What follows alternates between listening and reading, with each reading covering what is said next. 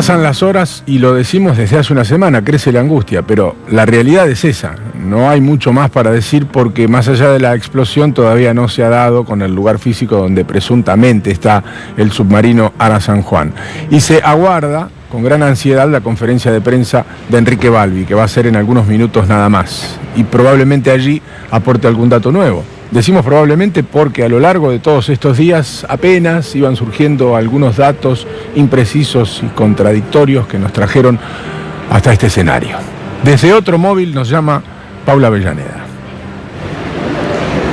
Sí, Guillermo, buenas tardes, porque ya tenemos datos más precisos de qué es lo que pudo haber sucedido con el submarino y a partir de ahora surgen las preguntas. Si se actuó bien desde el comienzo, cuando se decía que las fallas tenían que ver solo con los sistemas de comunicaciones, si se actuó bien con la familia, en la forma que se le fue comunicando a los familiares y las expectativas que se fueron creando. Está con nosotros Horacio Calderón, él es ex representante del astillero Manuel Domecq García. Aparte amigo de la casa de muchos años, así que y Guillermo también.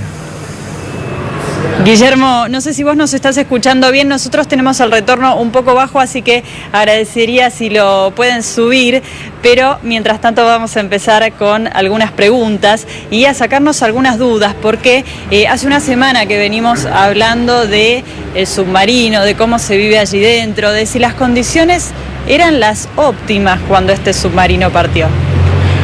Bueno, yo sí tengo que remitirme a informaciones que yo incluso transmití públicamente cuando se conoció este episodio, y a partir de la declaración de un hermano de la tripulante, más otro comentario más, que por provenir de las familias, yo pertenezco a la familia naval, conozco de qué se tratan este tipo de cosas, me hace presumir a mí que el submarino no salió en las mejores condiciones que uno podía llegar a esperar, pero lo más grave es que cuando se comunicó que había existido un problema con las baterías, no le fue ordenado al submarino permanecer en superficie, no sumergirse, no hacer inmersión y esperar el rescate correspondiente. Habida cuenta de que no es la primera vez que ocurre una cosa de estas, la otra vez fue con un final feliz, porque no murió nadie, pero el año 2008 el submarino Santa Cruz se averió, se pudo haber hundido, pero se averió porque tenía un desperfecto complicado en el sistema hidráulico de inmersión.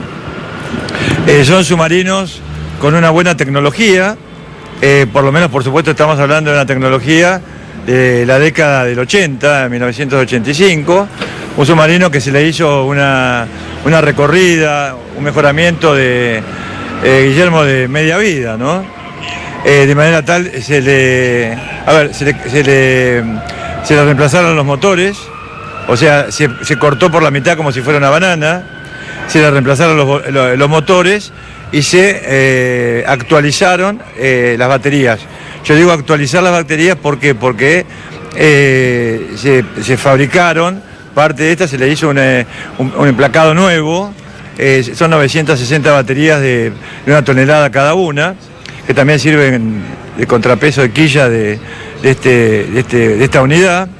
Se les colocó ácido sulfúrico adentro y yo estoy convencido de que esto sí tenía una homologación internacional, como creo que acaba de comentar Guillermo, que yo lo estaba viendo minutos antes de comenzar la entrevista.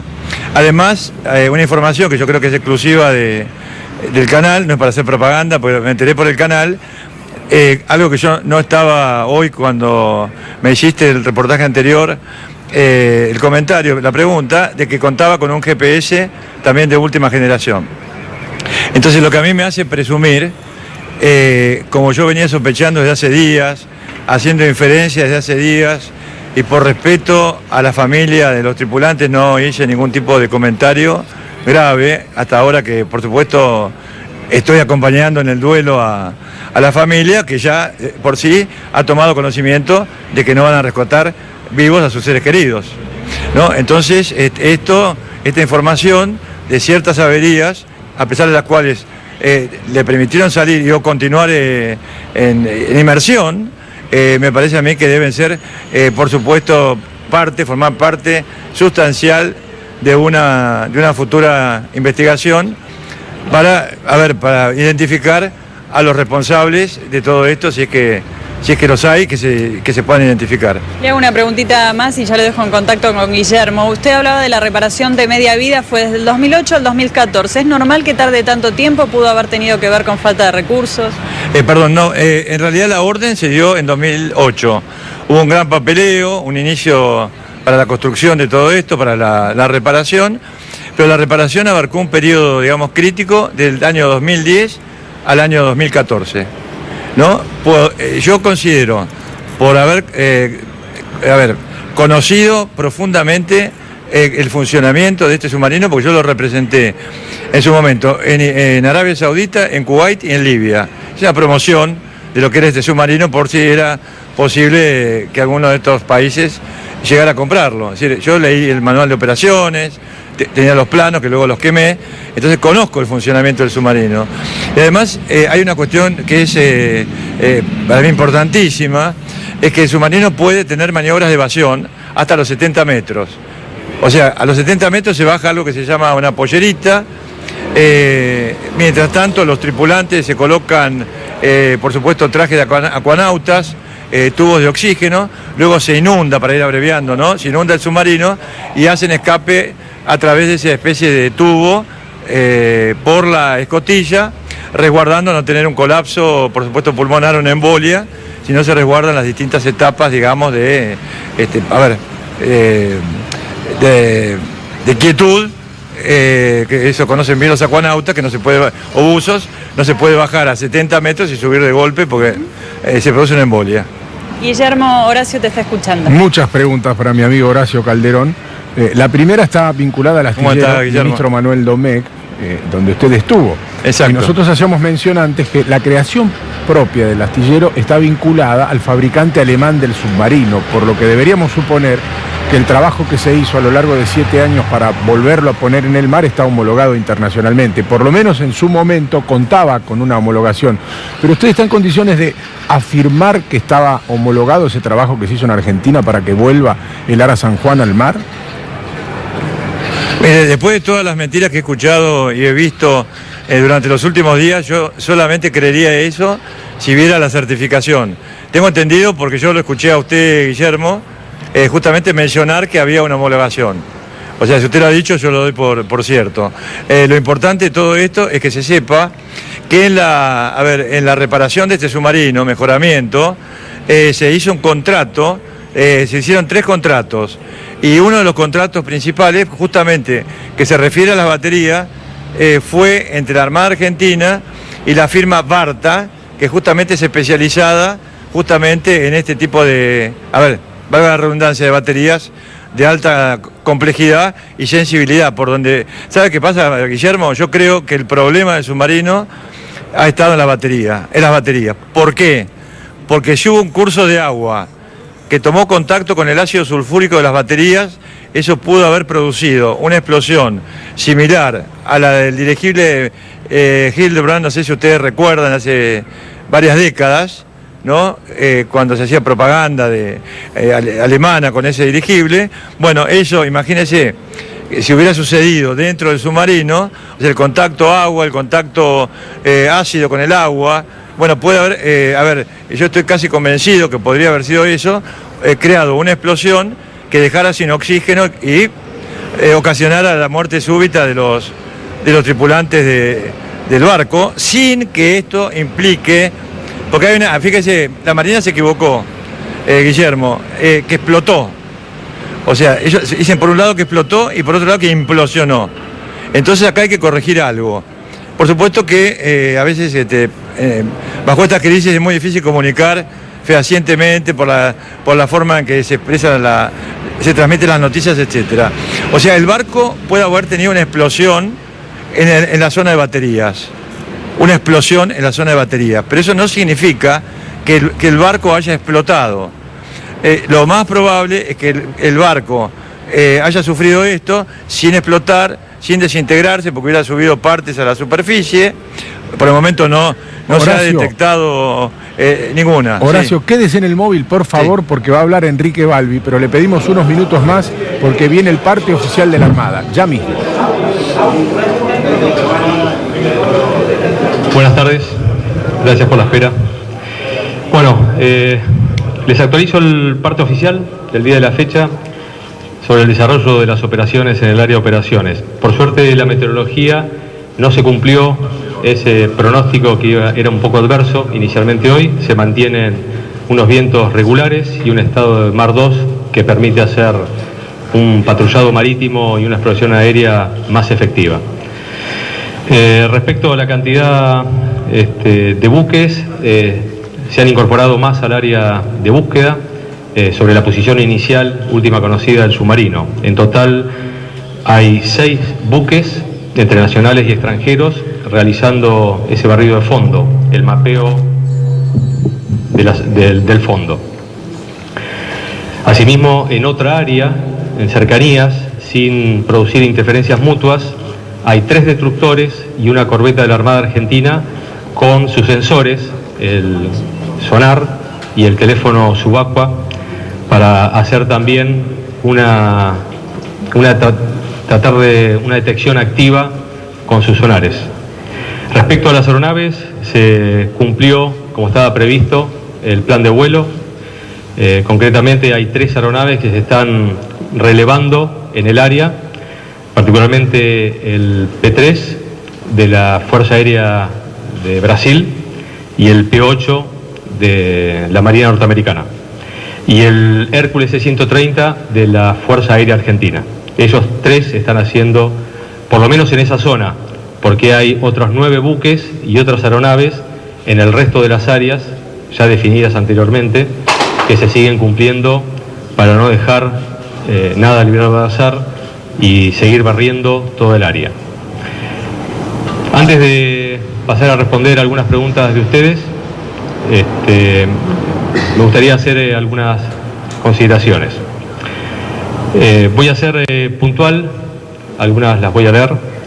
En nombre de la Armada y el Ministerio de Defensa, con quien trabajamos mancomunadamente desde el primer día, quisiéramos solicitarles un pedido de colaboración a través de ustedes, de sus medios. En cuanto a la precisión de la información, ya que circulan apreciaciones realizadas por diferentes interlocutores sin la debida rigurosidad. Esta imprecisión de la información afecta directamente a las familias, que están viviendo una situación lógica de estrés agudo. Su contención psicológica y asistencia médica eventual, espiritual y social estuvo presente desde el primer momento y es prioridad para la Armada. La Armada posee toda la información respecto de esta operación, totalmente documentada y disponible para cuando se requiera, con total transparencia. Respecto al mantenimiento y estado de las unidades navales y aeronavales, ninguna unidad de la Armada zarpa o decola si no está en condiciones operativas de navegar y volar con total seguridad, llevando el registro del estado operativo de cada una de ellas. Asimismo, la antigüedad de esas unidades no implica su obsolescencia. Por el contrario, su estado de alistamiento, adiestramiento y mantenimiento, los que indican el estado operativo, el cual solo puede ser evaluado por profesionales idóneos. Ha trascendido también que la Armada tenía información de las anomalías hidroacústicas brindadas por diferentes agencias de diferentes países y concentradas en Estados Unidos, con anterioridad al día de ayer. Volvemos a ratificar que esa información se recibió ayer miércoles 22, por la tarde. Si la Armada hubiese contado con esa información con anterioridad, se hubiese dedicado todo el esfuerzo de búsqueda naval y aéreo en esa zona desde el primer momento.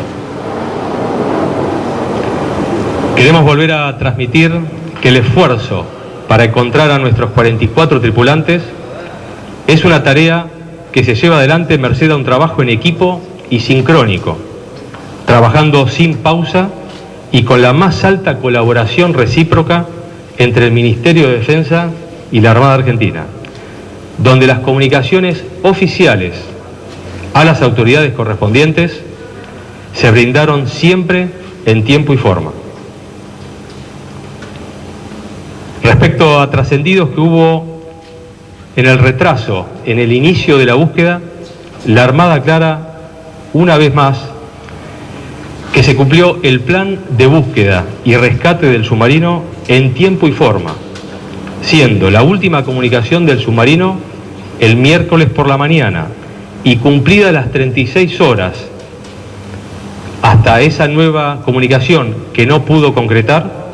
A partir de allí, el jueves, se inició la tarea y la fase de búsqueda, siguiendo el protocolo de las normas internas homologadas internacionalmente. Y el día viernes, concluidas esas 24 horas de búsqueda, se declaró el plan de búsqueda y rescate del submarino San Juan. Finalmente, queremos resaltar nuevamente que es prioridad para la Armada Argentina el respeto y contención de los familiares de nuestros 44 tripulantes, una mujer y 43 hombres de la familia naval argentina. ¿Alguna pregunta? ¿Se ratifica o se rectifica la versión de la explosión? Se ratifica y se confirmó con el segundo informe que recibimos en el día de la fecha a través del señor embajador en Austria, quien a su vez le informó al señor canciller, que de hecho estuvo haciendo declaraciones hoy por la mañana, confirmando el hecho, y que después esa información le llegó al señor ministro, que fue comunicada hoy por la mañana, por eso la demora de la primera parte del día de la fecha. ¿Cambia el protocolo de búsqueda una vez que sabe que fue una explosión? No descartamos nada porque todavía nos está faltando dónde está el submarino y nuestra gente. Hay que detectar, localizar en el lugar de esa área y a qué profundidad está. Vale, buenas tardes. Pablo Gilda, Buenas tardes, de Telefe Pablo. Noticias. Sí. Ahí tiene a los familiares de los 44, muchos se han ido de la base naval enojados con ustedes. En nombre de la Armada, ¿qué les dice? Es un momento crítico, los entendemos, los acompañamos en la preocupación, en la incertidumbre, pero la Armada está haciendo lo humanamente posible, primero para contenerlos, escucharlos, brindarles asistencia psicológica, médica si es necesario, alojamiento en la base, información, primero a ellos y luego a la comunidad a través de ustedes como medios, que lo estamos acompañando, que estamos haciendo todo un esfuerzo nacional e internacional de mucha magnitud, que hacía muchísimos años que no solamente a nivel nacional, sino internacionalmente se está realizando. Obviamente es una situación crítica, los entendemos y estamos trabajando para tratar de detectar y localizar al submarino. ¿Qué tal, Oli? Nicolás Mulafo de C5N. Sí, Nicolás, buenas noches. Bueno, usted habla de la familia y demás, no salió de boca suya, pero muchos familiares hoy a la mañana, después del parte que usted dio, hablaban que en Mar del Plata le habían dicho de que los tripulantes estaban muertos. Eso lo expresaron los familiares, insisto que no fue de boca suya.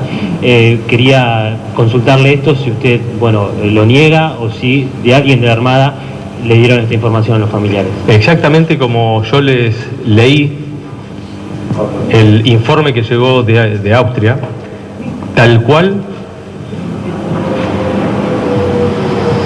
Nicolás, tal cual la máxima autoridad recibió exactamente la misma información y fue transmitida exactamente igual.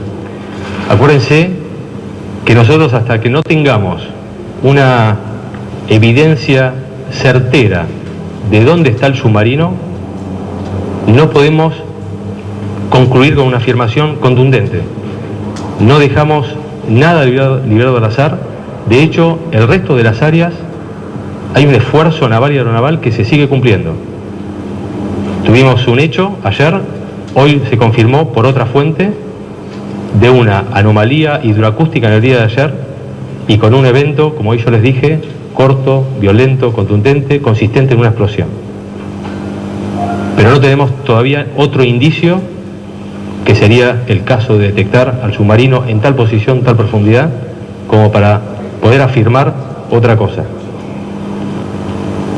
Capitán Balbi, ¿qué tal? Buenas tardes, soy Javier Lozano de Todo Noticias. Buenas tardes, Gabriel.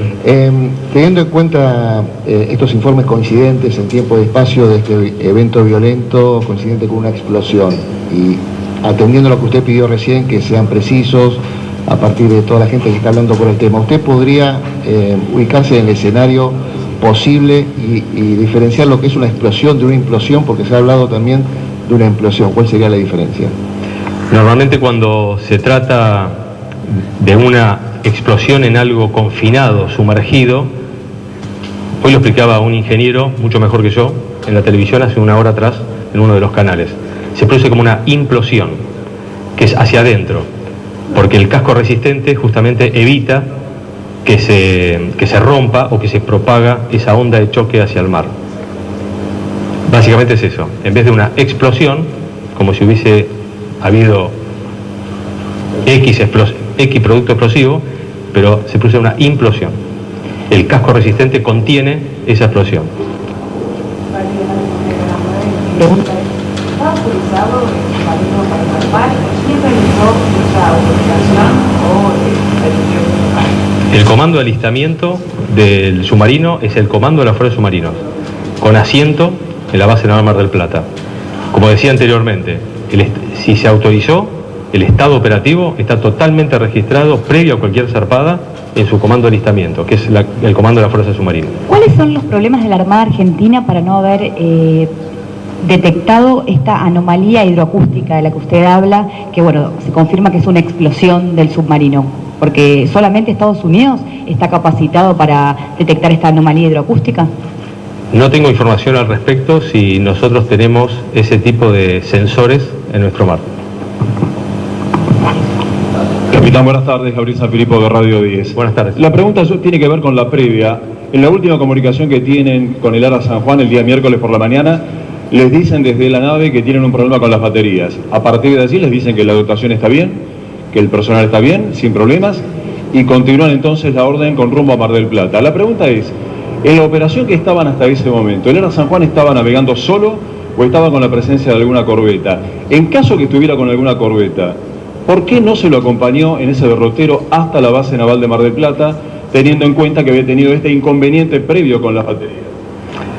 El submarino de por sí es un arma estratégica que trabaja independientemente, excepto que esté siendo un adiestramiento integrado con unidades de la flota de mar o aeronaves de la aviación naval.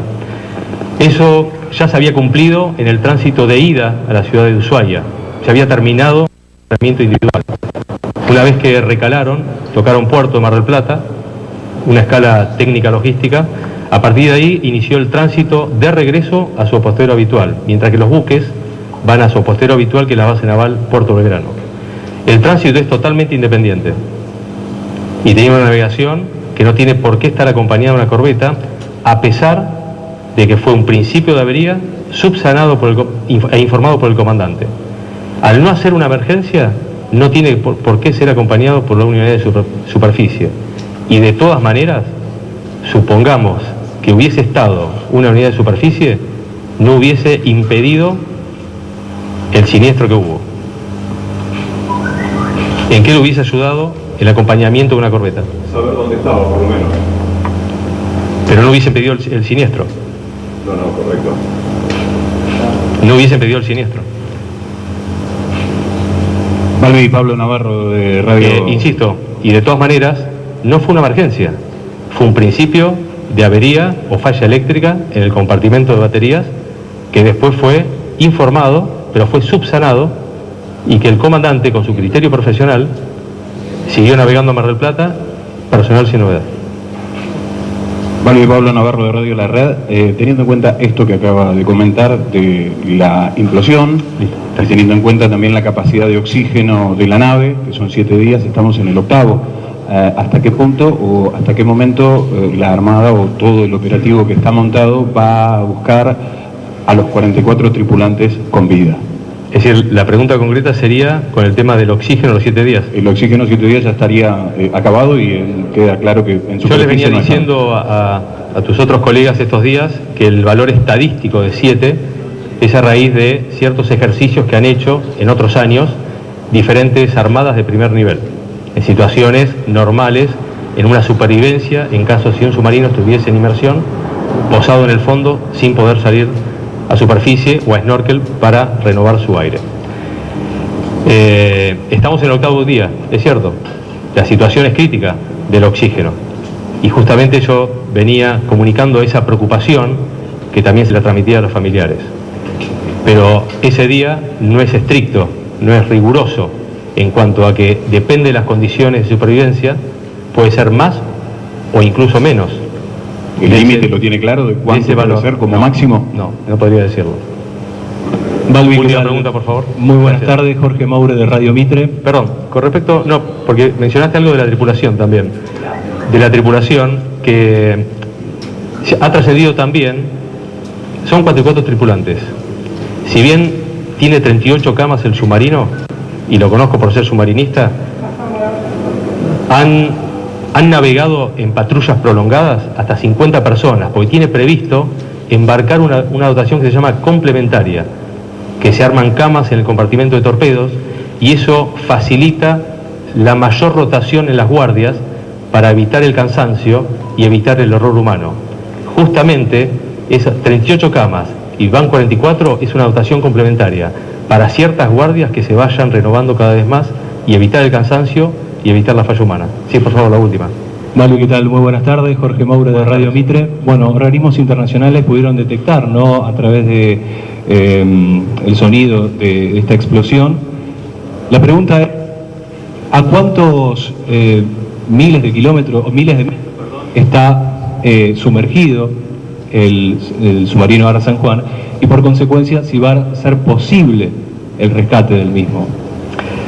Las profundidades en la zona varían entre el límite oeste de la zona, 200 metros, y en el límite este, 1000, 2000 y hasta 3000 metros. Todavía no lo hemos podido detectar ni localizar. No sabemos a qué profundidad está. Una vez que sepamos la profundidad, ahí les voy a poder responder esa pregunta. Balbi, Mariano Rinaldi. Gracias. Sí, última, por favor. Preguntarle a estas alturas, con los días que han transcurrido, ¿qué hipótesis maneja la Armada de lo que pudo haber pasado? Como yo les dije hoy a la mañana, no vamos a realizar conjeturas por respeto a la familia en esta situación crítica. Sí evaluamos diferentes escenarios para poder encarar el esfuerzo de búsqueda, sea en superficie, con o sin propulsión, o en inmersión, en este caso apoyado en el fondo. Capitán. Permiso, gracias, buenas noches, esta mañana. Así termina la conferencia de prensa de Enrique Balbi. Y Nicolás Munafó, ¿qué sensación te quedó allí, en el móvil? No, más que nada la premura con que siempre habla Balbi, siempre tan calmo, tan seguro en lo que dice. Y yo creo, Guille, que lo más importante, o por lo menos lo que estaba esperando la mayoría de la gente, era dos cosas. Primero, si habían dado con el submarino, algo que siguen confirmando que a esta hora no pudieron dar, pese al gran trabajo que están haciendo. También, dejar en claro de que desde la Armada, por lo menos eso es lo que afirma Balbi, no le han dicho a los familiares que los 44 tripulantes han fallecido. Él otra vez fue cauto a la hora de hablar de eso e insiste en que están buscando a los 44 tripulantes y al Ara San Juan, por supuesto. Lo que yo noté aquí frente a Balbi es, una forma, obviamente, no sé si decirle enojo, pero sí quiere ser claro en decir que el submarino estaba apto para poder circular, para poder navegar, y por eso creo que eso también lo quiso dejar en claro bien al principio, leyéndolo, porque como él decía, desde algunos lugares se mencionaba no podía circular o que no estaba en condiciones reales y demás, pero él quería dejar claro que estaba entonces en condiciones de poder hacerlo, y ese momento, creo, al principio de la conferencia lo hizo de una manera muy seria y dejando clara la postura de la Armada en cuanto a esto, ¿no? De que el ARA San Juan no tenía ningún inconveniente para poder circular, y por eso obviamente lo hicieron sus 44 tripulantes en este viaje que iba desde Ushuaia a Mar del Plata. Gracias, Nicolás. Por supuesto que uno tiene la sensación de que 44 personas no son suicidas y que si se suben a un submarino para emprender un viaje entre Ushuaia y Mar del Plata es porque sienten que efectivamente está en condiciones y probablemente haya estado en condiciones. Ahora vamos a volver al móvil donde está Horacio Calderón, y le agradecemos que nos haya esperado porque Horacio Calderón fue representante de este submarino cuya fabricación alguna vez se especuló pudiera hacerse en Argentina, en el mismo astillero donde luego se reparó a lo largo de 7 años. Lo aclaro porque es interesante su testimonio. Y justo nos estaba diciendo algo importantísimo respecto del funcionamiento y de las baterías. Porque acaba de confirmar Enrique Balbi que el comandante reportó un problema en las baterías y que después el mismo comandante dijo, bueno, ya lo subsanamos. Y antes nos había dicho Calderón, linkeando la historia, me parece también, insisto, muy interesante este punto, que si reportó un problema en las baterías, lo que se le debió indicar desde tierra es no volver a sumergirse. ¿Le queda la misma sensación todavía, Calderón? Por supuesto que sí, escuché la pregunta de un periodista, creo que de Radio 10, si no me equivoco, sí. Que justamente le preguntaba por qué una corbeta que navegaba muy cerca del submarino no lo acompañó. La explicación del capitán Balbi, que es un excelentísimo oficial y mejor persona, yo podría llegar a cuestionarla, pero él no es responsable de haber dado esa orden. Yo creo que en una situación de esa naturaleza, de las cuales hay registro en la Argentina, porque yo intervine en un incidente muy parecido, sin final trágico, en el año 2008, debió ser ordenarle que quedara en superficie y que pidiera ayuda para poder ser remolcado a una base natural. Como ocurrió, pues importante este precedente. En el año 2008 se envió un submarino, el Santa Cruz, en pésimas condiciones a Chile.